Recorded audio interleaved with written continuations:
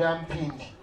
era katofulo yamanya nti mama wange ye Stefania Namuyimbo Edira Mpindi nanfuulira ddala muganda we era buli kyabadde akola nga ebimu ebyetaagisa mbuulirako nange byembeera nkoze okugeza ng'okufulumya ennyimba ng'alina okunkubira essimu n'aŋŋamba leero omwana wa maama lw'oyimbye temuli makulu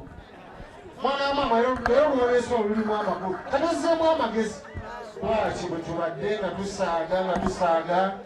era kato nsaba mukama amulamuze ekisa kubanga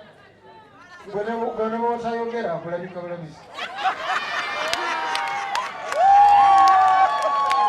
tugenda kusula wano nebaza mukama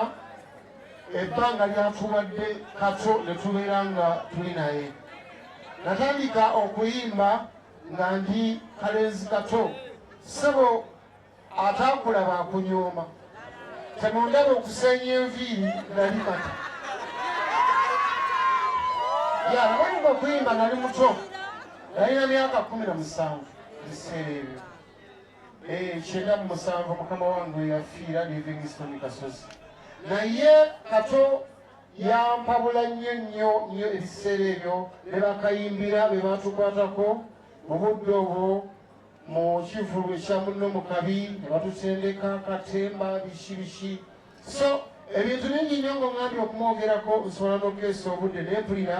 nga sina maanyi yadde n'akamu naye ng'ate nteekeddwa okukola ki okubeerawo wano muyinza nno okuba nga basinga temwantegedde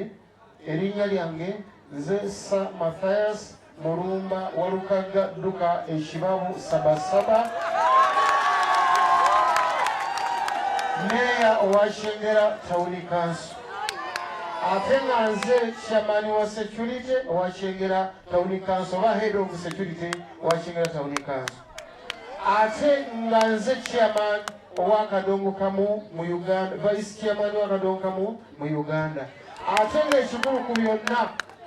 nze national coordinator mu National Unity Platform ekulemberwa Robert Kyagulanyi Ssentamu